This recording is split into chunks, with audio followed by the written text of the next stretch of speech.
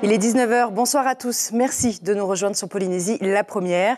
À la une de l'actualité de ce vendredi. Ils nous auront fait vibrer jusqu'au bout. Kaoli Vast est le grand finaliste de la Outernon Tahiti Pro 2022. Il nous a offert un spectacle intense avant de s'incliner face au Brésilien Miguel Pupo. Vaine Fierro a elle aussi montré qu'elle avait sa place parmi les meilleurs. Des flammes impressionnantes. C'était hier soir du côté de Hamuta, à Pirée. 3 entrepôts sont partis en fumée. Les pompiers ont lutté contre le feu toute la nuit. Aucune victime n'est à déplorer, mais d'importants dégâts matériels. Swag, assainissement des eaux, gestion des ressources marines. L'Union européenne continue de s'engager auprès des Outre-mer.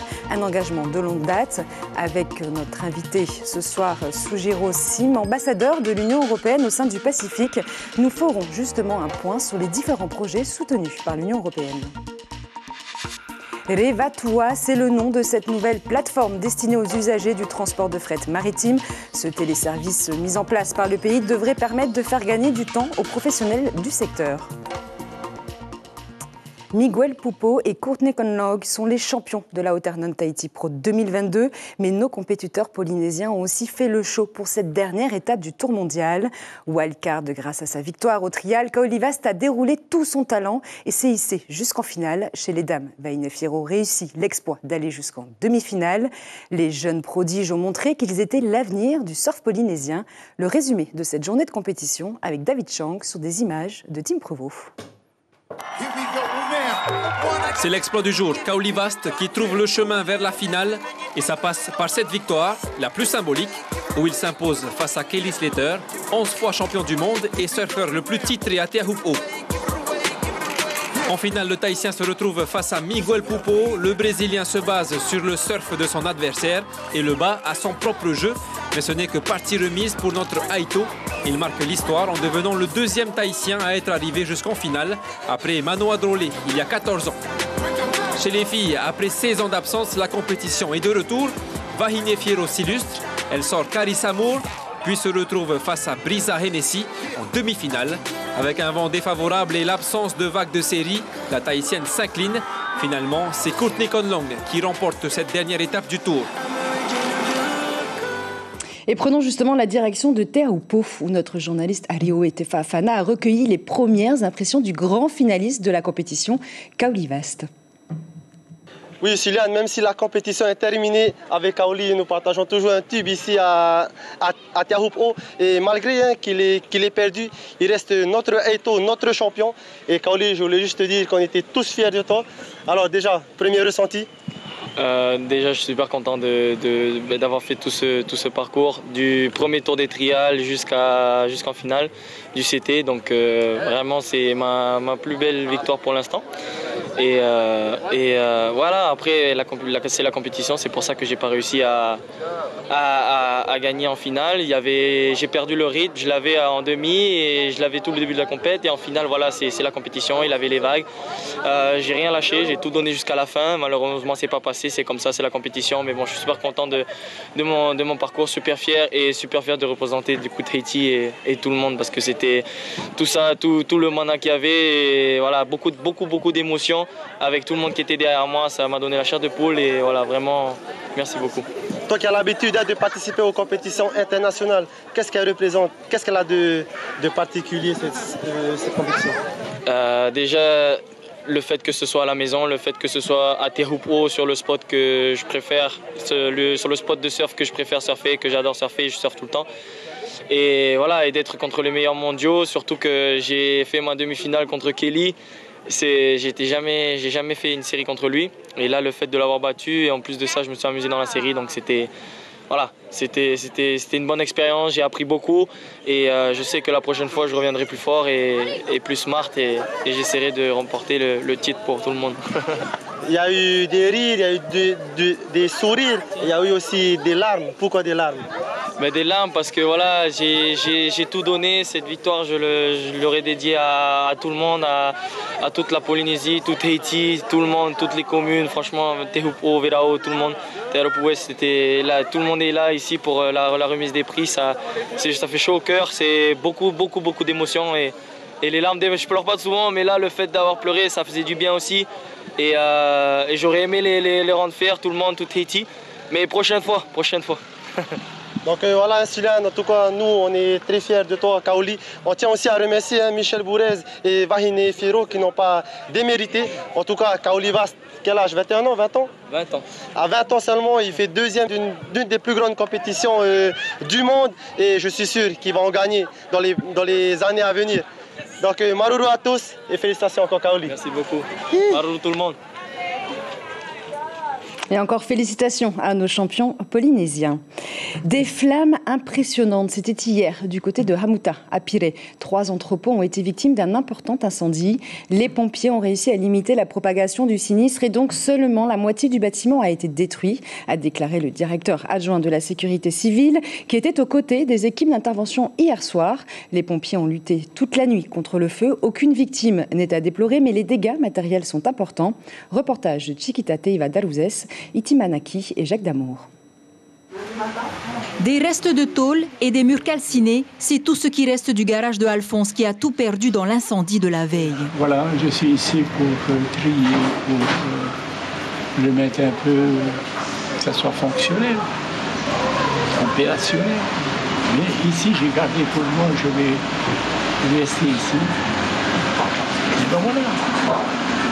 C'est aux environs de 19h que l'incendie s'est déclaré dans le garage automobile de Hamuta. Selon les premiers témoignages qui ont entendu une explosion, le feu aurait pris entre celui-ci et la menuiserie voisine. L'un des témoins s'est précipité du belvédère, mais il était trop tard. J'étais inquiète parce que vu que je travaillais sur le garage, donc j'ai appelé, ma fille elle a appelé une copine qui habite dans le garage et la copine me disait que justement c'était au garage, donc du coup j'ai pris peur, donc j'ai fermé ma maison, j'ai filé comme une dingue parce que j'ai actuellement une voiture de la concessionnaire qui est à l'intérieur. Il y a toujours des braises, donc ils sont toujours là-bas et c'est des trucs toxiques quoi. Ce sont des produits toxiques comme le goudron, des trucs comme ça qu'on met dans les voitures et tout. Donc ils sont sur place et nous on ne peut pas. On est allé pour voir et tout. Ils ont été super sympas en disant qu'ils ne vont pas rester parce que c'est toxique. Ils ont tous des combinaisons et des genres de bonbons, des masques et tout. Les flammes qui se sont rapidement propagées ont été maîtrisées grâce à l'intervention des soldats du feu. Ils sont arrivés extrêmement rapidement, deux engins pompes, donc un qui venait de Papeete et un de Haroué. Et les deux se sont mis de concert à lutter contre le sinistre. Ils ont fait un très bon travail puisqu'ils ont réussi à limiter la propagation du sinistre. Et donc il y a environ la moitié du bâtiment qui a été détruit. On aurait pu voir la destruction complète du bâtiment. Soit 3 heures d'intervention, les pompiers ont continué à travailler sur les foyers résiduels pour protéger les ateliers avoisinants. Mon atelier a été sauvé. J'ai pu sauver ce que j'avais dedans, du moins les 2 motos, parce que j'ai un garage de motos. Du coup, les 2 motos, j'ai sauvé. J'avais un fût de gasoil aussi pour faire du nettoyage. On a sorti le gasoil, pas qu'il y ait de risque d'explosion. Les propriétaires touchés n'ont pas encore évalué le coût des dégâts. Une enquête est ouverte pour déterminer l'origine du sinistre. Eux aussi luttent contre les incendies, mais du côté de la métropole, 41 pompiers de Mayotte, de Polynésie française et de la Réunion sont sur le front au cœur du parc régional des Landes de Gascogne en Gironde. Leur mission, neutraliser les feux de tourbe afin d'éviter qu'ils ne repartent. Arrivés en renfort, les volontaires ultramarins découvrent un terrain très différent de celui sur lequel ils évoluent habituellement. Une expérience inédite pour ces soldats du feu. Reportage de Jean-Michel Mazerolles.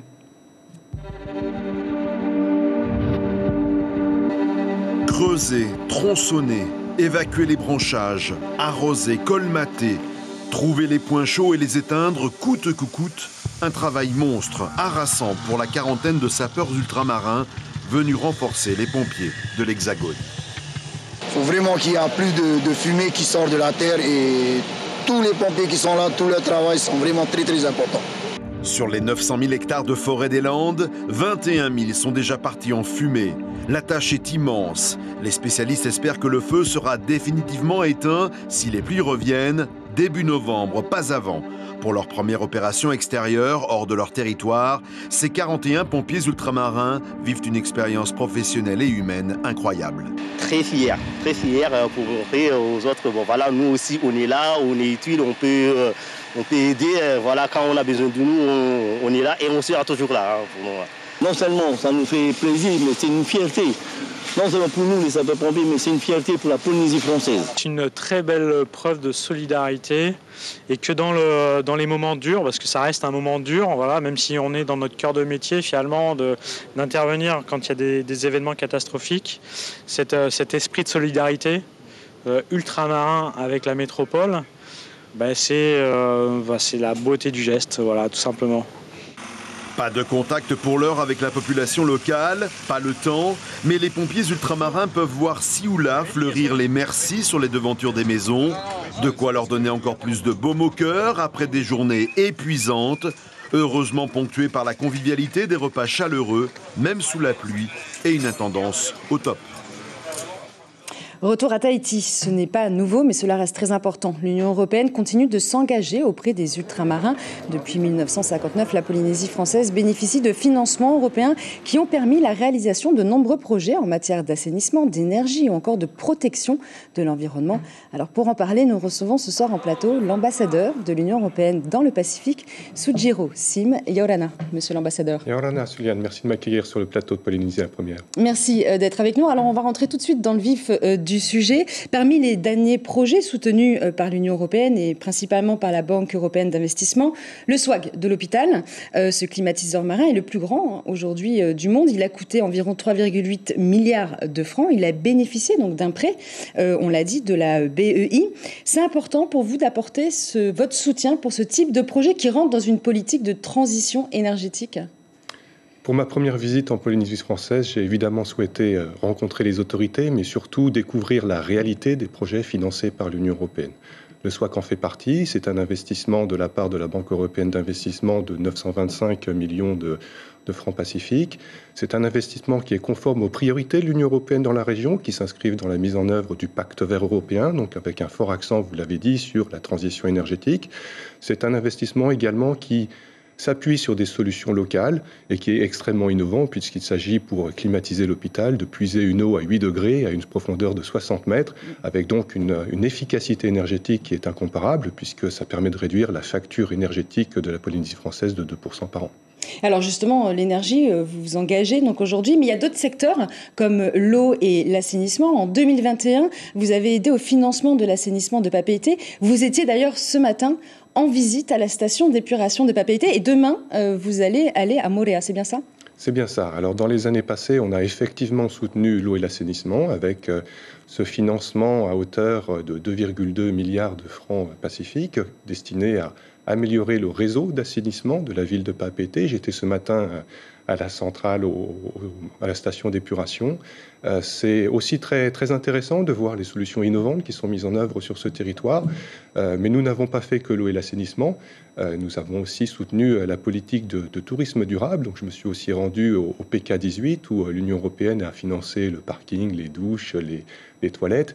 Donc, l'une de mes préoccupations, c'est que l'Union européenne fait beaucoup de choses en Polynésie française, mais la population n'est pas toujours au courant. Donc maintenant, les Polynésiens, lorsque vous tirez la chasse d'eau ou lorsque vous profiterez de la plage, vous saurez que l'Union européenne a financé ces différents projets.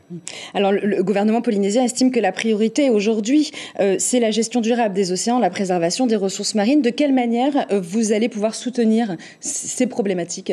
Alors ce n'est pas seulement une priorité pour la Polynésie française, c'est évidemment une priorité pour l'ensemble du Pacifique où je représente l'Union européenne. Dans cette région du monde, nous reconnaissons bien évidemment que les océans sont la principale source à la fois de ressources, mais aussi un territoire plein de défis avec la lutte contre la pêche illégale, la surveillance maritime, le développement de l'économie bleue. Donc sur l'ensemble de ces sujets, l'Union européenne a évidemment une politique qui a été formalisée lors de la préparation de la conférence des Nations Unies pour les océans qui s'est tenue récemment à Lisbonne. Et nous consacrons des moyens importants puisque le partenariat entre l'Union européenne et le Pacifique pour les questions maritimes, c'est 45 millions d'euros sur un projet qui s'étend jusqu'en 2025 avec à la fois la promotion de la pêche, la gestion intégrée des espaces côtiers, la lutte contre la pêche illégale, le renforcement des capacités. Donc l'Union européenne, effectivement, est en partenariat avec l'ensemble des pays du Pacifique et puis également avec la Polynésie française sur ces sujets. Très rapidement, est-ce que les demandes d'aide sont différentes en Polynésie que la Nouvelle-Calédonie, par exemple, ou Wallis et Futuna ? Alors le principe de l'aide de l'Union européenne, c'est que nous répondons aux besoins. Donc ces besoins, effectivement, sont identifiés par les différents acteurs sur les territoires. Pour vous donner un exemple concret, pour la prochaine aide budgétaire de l'Union européenne en Polynésie française, nous reviendrons sur le secteur de l'eau et de l'assainissement. C'est pour ça que je visite beaucoup de stations d'épuration. À Wallis et Futuna, c'est le secteur du tourisme durable qui a été retenu. Et puis en Nouvelle-Calédonie, c'est le secteur de la transition énergétique. Merci beaucoup, monsieur l'ambassadeur. Bonjour, Souliane. Je rappelle donc que vous êtes l'ambassadeur de l'Union européenne dans le Pacifique. Ils sont fraîchement diplômés de l'Institut Mathilde Frébeau. Pourtant, leur situation est précaire. Ils n'ont pas de CDI, seulement des postes temporaires et leur diplôme territorial les empêche d'exercer ailleurs. Une situation difficile à accepter pour les 23 aides-soignants. Le ministre de la Santé les a rencontrés il y a 2 semaines pour discuter du problème. Aujourd'hui, ils ont été reçus par plusieurs cadres de santé au CHPF. Si des solutions sont proposées, elles restent néanmoins provisoires. Reportage de Méréini Gamblin sur des images de Patita Savea. Pas de CDI ni de possibilité d'exercer en libéral. Que reste-t-il aux 23 aides-soignants diplômés en 2022 ? Plusieurs services recrutent. Ils nous ont présenté des possibilités d'avenir à court et à long terme. Mais malgré tout, je ne vais pas vous dire qu'elle est répondue à 100%. On va leur proposer peut-être des contrats à durée déterminée parce qu'on sait que nos professionnels de santé aussi peuvent être absents pour des raisons de congé maternité, des heureux événements. Et c'est ainsi aussi permettre à nos aides-soignants qui n'ont peut-être pas encore trouvé de travail à ce jour, mais de maintenir leurs compétences. Les candidatures sont déposées. 5 aides-soignants ont d'ores et déjà été embauchés. Océane va par exemple intégrer le pôle chirurgie pendant 1 an, mais rien de durable. D'ici 5 à 10 ans, on aura le prochain concours fonction publique qui est quand même assez loin, mais on va devoir faire avec et en attendant se trouver des contrats dans le privé qui n'est pas évident car nous sommes 23. On va se concerter qui est apte, qui peut aller dans tel secteur, qui peut aller dans telle clinique, qui ne peut pas aller. On va se partager parce qu'on va voir qui a besoin de travailler tout de suite, comme ce désir pour payer un loyer. Il y en a qui ont priorisé ce désir. Et avec un diplôme territorial, pas moyen d'exercer ailleurs qu'en Polynésie. Mais les cadres de santé l'assurent, les jeunes diplômés ne seront pas laissés de côté. Nous avons des structures qui sont réparties sur l'ensemble de la Polynésie française et donc avoir l'opportunité de pouvoir pré-identifier leurs souhaits d'affectation nous aidera dans l'éventuel recrutement qu'on pourrait faire aboutir d'ici quelques mois. Pas vraiment d'évolution dans leur statut, mais les aides-soignants sont désormais mieux orientés. En attendant le prochain concours, il faudra saisir toutes les opportunités. Prenons à présent la direction des Tuamotu à Rangiroa. Plus précisément, saturé, le dépotoir sauvage de Avatoru devrait bientôt disparaître. Les élus du conseil municipal ont en effet décidé de dépolluer le site du lac, aujourd'hui totalement disparu sous les déchets. La commune a commandé un diagnostic environnemental pour la dépollution du site. Écoutez, le 3e adjoint au maire de Rangiroa, Tamatoa Mariterengi, il est au micro de notre correspondant Matua Hawata. La première phase a été validée par le conseil municipal et on en est à la 2e phase de l'étude du PMG.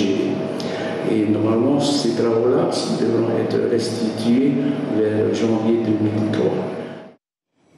Revatua, c'est le nom du téléservice mis en place par le pays. Cette plateforme est destinée aux usagers du transport de fret maritime. L'objectif, améliorer, faciliter et simplifier l'information des plannings de desserte des îles et la gestion des connaissements de transport maritime. Un gain de temps pour les professionnels, armateurs et chargeurs. Reportage de Sandro Ly et Jérôme Ly. Chaque année, c'est près d'1 190 000 de copies de connaissements qui sont imprimées. L'objectif de cette plateforme est d'arriver à 0 papier. Les chargeurs peuvent faire leur connaissement à tout moment, même en dehors des heures de bureau, et du coup envoyer le connaissement à l'armateur qui lui va d'abord vérifier si ça correspond, si c'est correct avant d'accepter, et ensuite il y aura la livraison sur le quai, où là il y aura un contrôle physique par l'armateur. Sur le quai, les pointeurs n'auront plus à gérer des centaines de connaissements par jour en format papier. Avec sa tablette, Poirava gagne du temps. Quant aux chargeurs, ils n'auront plus à faire la queue pour valider les connaissements. Il y en a des fois où ils attendent plus de 10 minutes parce que, je vous donne un exemple, si pas quand il arrive, c'est avec des palettes, donc leur papier connaissement c'est comme ça gros. Donc si tu dois signer à la main tout ça, il y a d'autres qui attendent.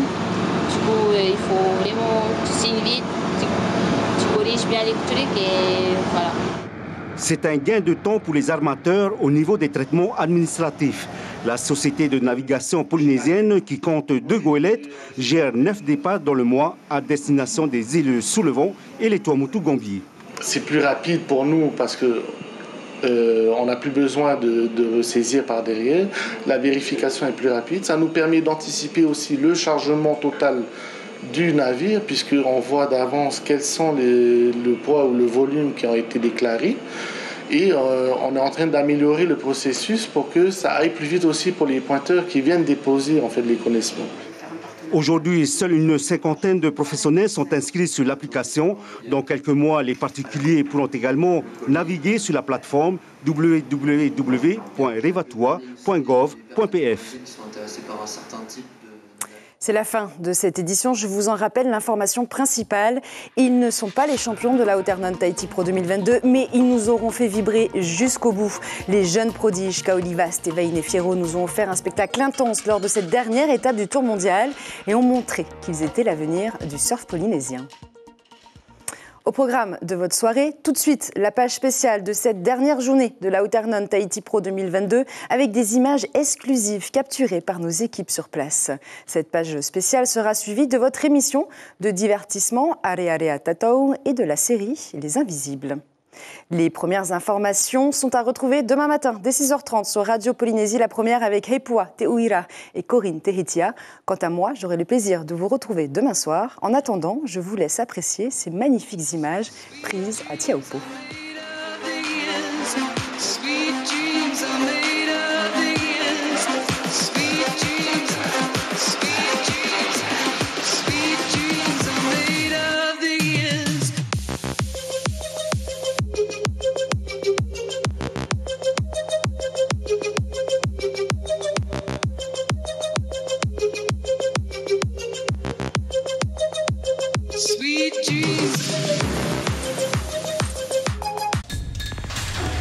L'information en continu sur Polynésie, la première, Internet et réseaux sociaux.